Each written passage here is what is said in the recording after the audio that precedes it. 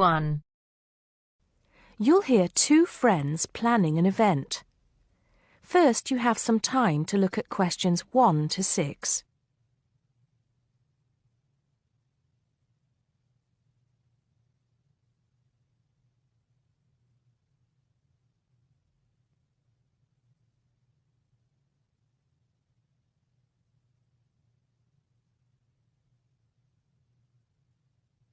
Now we shall begin. You should answer the questions as you listen because you will not hear the recording a second time. Listen carefully and answer questions 1 to 6. Hello, Joan. I'm glad you could come. Hello, Peter. What's up? Is something the matter? No, everything's fine. It sounded urgent on the phone. Did it? It's just that I've had this idea and I wanted to see how soon we could get it off the ground. Well, don't keep me in suspense. You know they're planning to close down the local clinic. It was in the newspaper yesterday, but most people have actually known for some time. Well, I thought we should do something about it. What did you have in mind? I thought we could organise a charity event and donate the money to the clinic. I know it doesn't sound like much, but it will show the local council how we feel and that we mean business. That'll take quite a lot of organising. Why don't we just hold a protest outside the town hall? A protest would take just as much organisation as an event like this. Besides, I think fewer people would turn up. A village fair or something like that would attract more people and get money for the clinic. People are more generous when they're enjoying themselves. OK then, it sounds good to me. How do we start? First, we put our heads together and come up with a list of people who'll be willing to help and people who can provide us with some of the things we need. For example, we might need a caterer to provide refreshments, a rock band for entertainment, tents and so on. Then, we do a lot of telephoning around and try to get everybody together at the same time in the same place. Sounds like a lot of work to me. Well, that's only the beginning. First things first, though. Let's decide now on who to get to the initial meeting and where and when to hold it. Fine. Well, the village hall would be the best place to have the meeting. It's not as big as the youth club, but it's warmer. There'll be no problem getting permission to use it, but I suppose it depends on how many people we invite.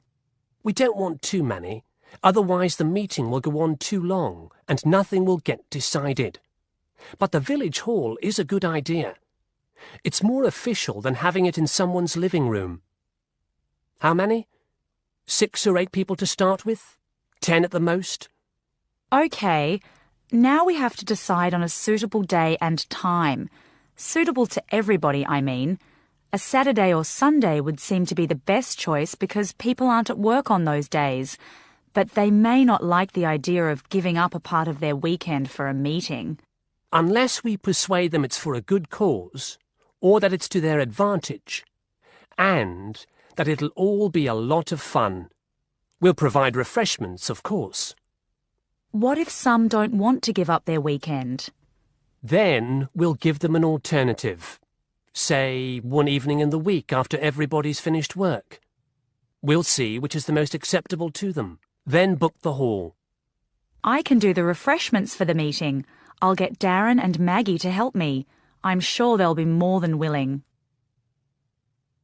Before you hear the rest of the conversation, you have some time to look at questions 7 to 10.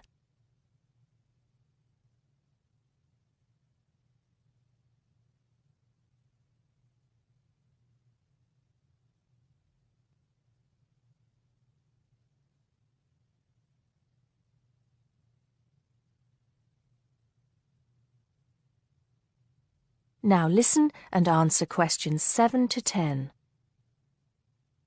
So, what's next on the agenda? A list of who we want at the meeting. Yes, of course. Obviously, we want someone from the clinic. I think Dr. Perkins would be best. He can tell us exactly what the financial situation is there. You know, how much money it takes to keep the place running, and how important it is for the community to have the clinic. The vicar too. He can rally lots of support. And Mr. Sims, our Member of Parliament. He is very busy, but I think I can persuade him to come, or get his wife to persuade him to come. I see her quite a lot socially. That's great. 2 other people I have in mind are Freddie Smith. The journalist? Yes. Well, he's the editor of the local paper now, and might be useful. He might let us advertise for free, and he'll know how to go about getting leaflets and posters printed. That's another thing. We'll need volunteers to put leaflets through people's doors and stick up posters all over the place. We can decide that at the meeting. What about the other person? What other person? You said you had 2 people in mind, Freddie Smith and... Oh, yes, Mr. Gates. Mr. Gates. Do I know him? You must do. He owns Greatfields Farm. We need a large area to hold the fete. Right. So how many have we got then? 7 or 8? There's Dr. Perkins, Mr. Sims, that journalist. Freddie Smith, you mean? Yes, him. And the vicar and Mr. Gates, the farmer. That's only 5. There's you and me. That's 7. That will do for now. Let's start making phone calls. That is the end of part 1. You now have half a minute to check your answers.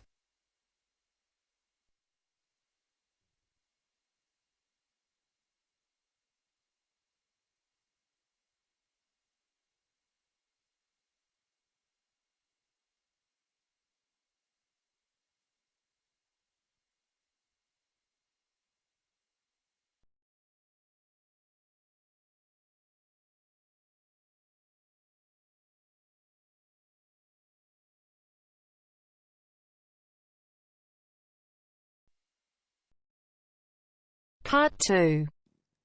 You will hear part of a local radio program about fighting air pollution in Canadian towns. First, you have some time to look at questions 11 to 14.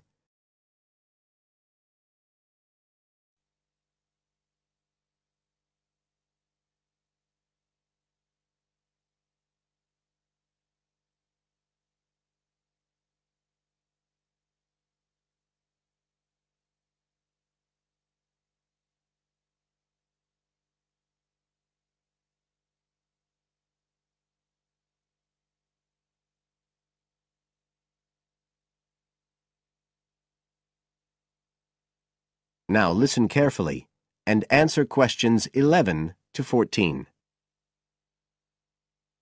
Good morning, folks, and welcome to the Information Roundup on your own local radio station. This is Larry Knowles talking to you this morning on Tuesday, the 25th of May. And the first item coming up is a reminder to you all out there about Canadian Clean Air Day, which is on June 6th. In case you weren't around for the last one, this is a chance for Canadians everywhere to focus on the problems of air pollution and to actually try to do something to help reduce the problem. How many Canadians do you think die annually because of air pollution? 2,000? 3,000? Well, the rate is a staggering 5,000, and it's likely to grow unless we do something. And it's this concern with your health that's the driving force behind the government campaign that is sponsoring Clean Air Day. So what causes air pollution in the first place? Well, the transportation sector accounts for 27% of all greenhouse gases produced in Canada. It's also the biggest source of that thick, polluted air from traffic fumes that we call smog. And it's the tiny particles and ground-level ozone in smog that are the main causes of health problems and even deaths across the country. Of course, it's worse in the big cities, but researchers have only recently realized that all you need are low levels of air pollution to seriously damage your health, so we're all at risk. You now have some time to look at questions 15 to 20.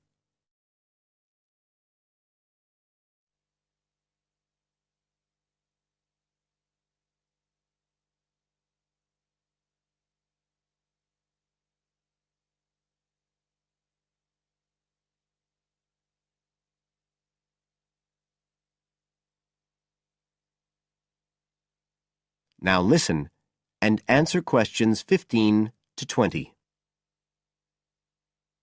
So, what can we do to fight air pollution? Well, it should be pretty obvious by now that the way we get to and from work every day can have a big impact on the air we breathe. So the easiest action you can take on Clean Air Day is to accept what we call the commuter challenge and get to work on foot or by cycling for a change. If you have to use your car, try carpooling and share the drive, or better still, use public transit. If everyone tries this for just one day, you'll be amazed by the difference it can make to the air in our towns and cities. But there's more you can do to improve air quality. For example, you can plant trees. And if you don't have a garden, then you can do your bit in other ways. For instance, did you know that modern, improved wood stoves can reduce wood smoke by as much as 80 to 90%? So you can make a big difference if you upgrade the appliances you use in your home. The government is also working hard on your behalf to clean up our air. Its priority is to reduce the emissions that cause smog, and they have clear plans to get there. Last year, Canada and the United States agreed to reduce emissions on both sides of the border between the two countries, and they plan to reach their targets in the next few years. The government's also taking action to get cleaner fuels. It's already reduced the sulfur contained in gasoline, and it hopes to reach the reduction target for sulfur in diesel by next year. But the measures don't just focus on the motorist. The federal government's also working to reduce emissions from power plants and factories right across the provinces. You can find out all about government action and all the plans for Clean Air Day events. That is the end of part 2. You now have half a minute to check your answers.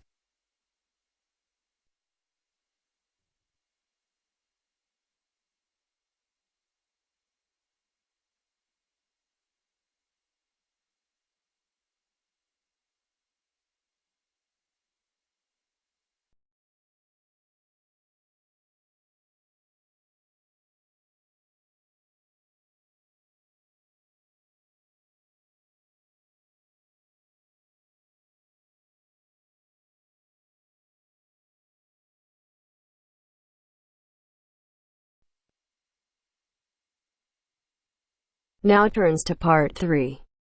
Part 3. You'll hear a lecturer talking to students about America in the 1960s. You have some time to look at questions 21 to 26.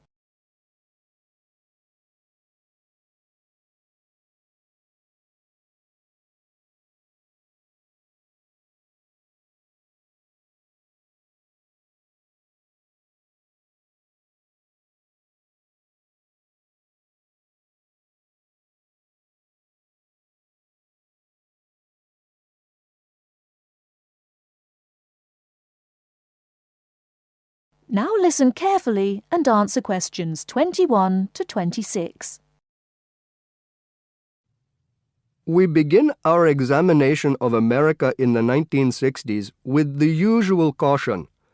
There is no sense in trying to understand any decade without looking at what came before.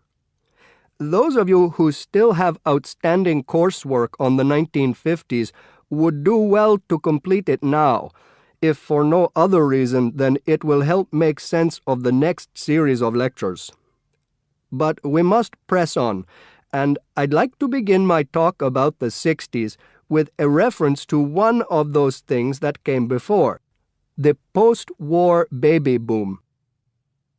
With the end of the Second World War in 1945, there began in the USA an era of perceived prosperity and security. In short, people started to feel that the world was a much better and safer place to bring up children. So, at the start of the 60s, all those children born in the baby boom, 70 million in the U.S. alone, were teenagers.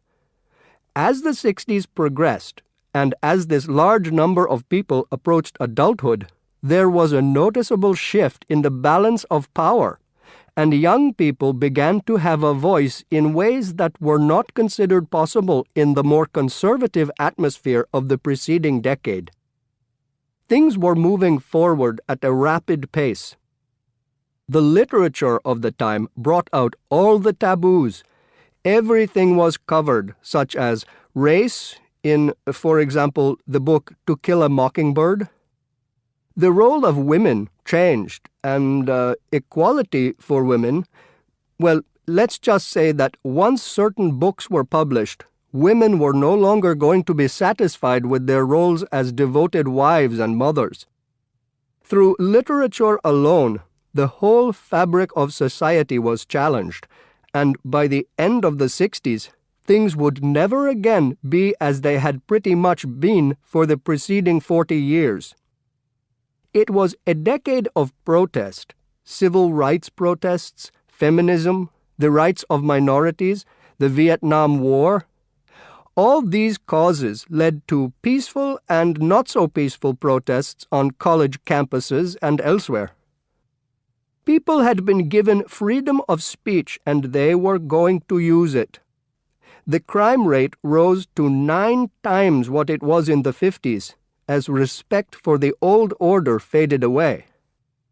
But it was also a time of great development. In medicine, the 60s saw the first heart transplant.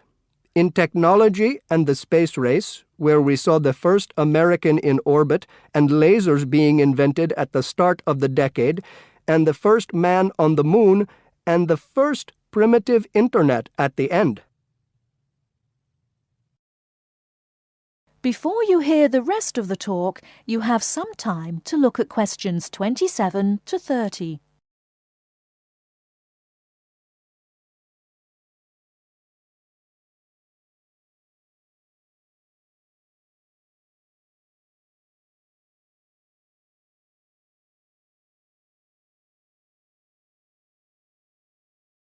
Now listen and answer questions 27 to 30. None of this, good or bad, might have happened if things in 1962 had gone slightly differently. On October 16th, President John F. Kennedy met with his closest advisors at the White House. They had obtained photographic evidence showing that Cuba was building or installing nuclear weapons. It was widely believed that Cuba was preparing to fire these weapons at cities in the USA. Kennedy was faced with 3 choices: to try to resolve the crisis diplomatically by negotiating with Cuba and the Soviet Union, to take action to block the delivery of more weapons into Cuba, or to attack Cuba, destroying their weapons.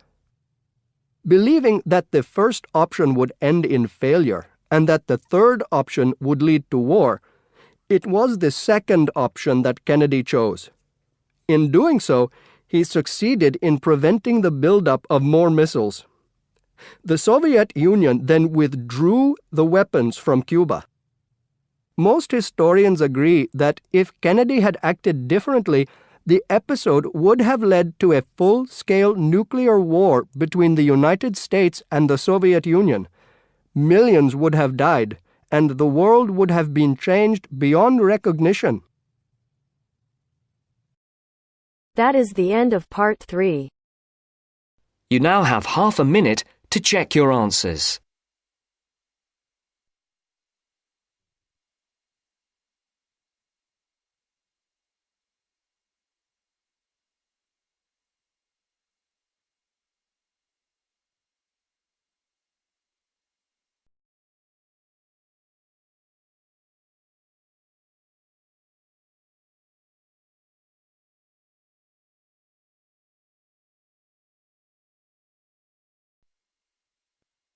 Now turns to part 4. Part 4. You will hear a presentation by a student about a website she has designed for a supermarket. First, you have some time to look at questions 31 to 40 on pages 113 and 114.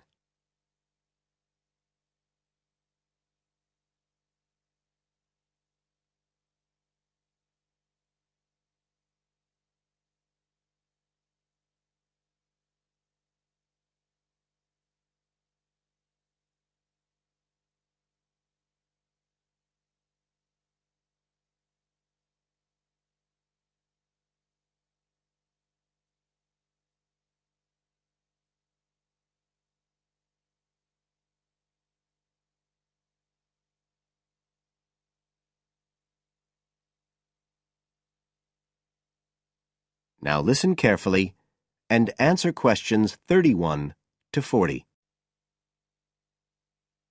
For my website design project, I decided to approach SuperSave supermarkets because I have an evening job at the supermarket, so I already have a slight insight into their organisational goals and workings. The field research for my project was in 2 stages. First, I had an interview with Mr. Dunn, who is in charge of SuperSave's customer care department. I discussed the project with him in order to identify the supermarket's requirements. Mr. Dunn said customers are often unwilling to make a face-to-face complaint when they've experienced difficulties with a product or a member of staff or anything related to the supermarket. So he said a website which allowed members of the public to get in touch with the organisation and bring the problem to their attention in a private manner might be very useful, and we agreed that I'd work on this. For the second stage of my research, I devised a questionnaire to put to SuperSave customers. I needed to find out about the customers' experiences of problems together with their attitudes towards making complaints, both directly and indirectly. I used a mixture of closed questions, such as, have you ever experienced a problem at any SuperSave store? And open questions, such as, what would you find helpful about a customer complaint website? I decided to do interviews rather than rely on distribution of the questionnaire, as I felt this was likely to lead to a higher take-up rate. I visited 4 SuperSave stores, 2 in the city centre and 2 in the outskirts, and altogether I interviewed 101 respondents. Then finally, I analysed the results.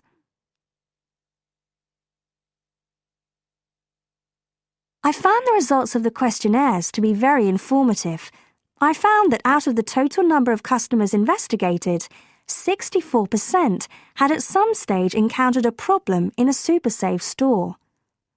Out of these people, the vast majority said that they hadn't reported the problem to any member of staff. They just kept it to themselves. The next thing I tried to find out was why they hadn't complained. Well, about 25% of the people I interviewed said the reason was that they couldn't be bothered, and a slightly smaller percentage said that they didn't have enough time. But 55% said the reason was that they felt intimidated. I finally asked if they would be more likely to complain if they didn't have to do it face-to-face, and nearly everyone I asked said that they would, 95% to be exact. I then set about designing the website to meet these needs. Once I'd completed the website, I made another appointment with Mr. Dunn to find out what he thought of it. Mr. Dunn said he felt that the pages would benefit his organisation by giving customers a new way of expressing their complaints and by making it easier to collect complaints, identify specific places where service and customer care were not as good as they should be, and act upon them accordingly. SuperSave is already a highly customer-orientated organisation, and he thought our website would be an excellent addition to their customer care effort. This is all well and good, but there still remains the general problem with websites, that there's the lack of access to online computers. Surprisingly, in my survey, I found that 88% of those interviewed had access to the internet, which I felt was quite high. But this access wasn't always direct. For some people, it was through their children and grandchildren and neighbours and so on, rather than being readily available in their own homes. This could prove to be a major drawback to the site, but it is still better to have it now to get the edge over competitors, however slight, and in the very near future, it is expected that almost everyone will have direct access to the internet. Another thing to consider is that at the moment I can only base our conclusions on data gathered from a tiny fraction of the supermarket's customer base. In order to get a better idea of how the site is doing and to see how well I have met my objectives, the site will need to have been up and running for at least a few months. After this time, it'll be possible to see whether or not people are actually using the site and if it's helping to make improvements to their customer service. It would also be interesting to study the effect of the site on staff at the supermarket. Morale could be dented as more complaints come in. Staff may feel they are being unfairly criticised and that there is no need for another way for customers to complain. But also, the site could boost morale by making staff come together to overcome the constructive criticism, and they may gain more job satisfaction by knowing that they are making a difference to the customer. So, overall, I feel my website has met my objectives, but there is scope for improvement and expansion. Are there any questions? That is the end of part 4. You now have half a minute to check your answers.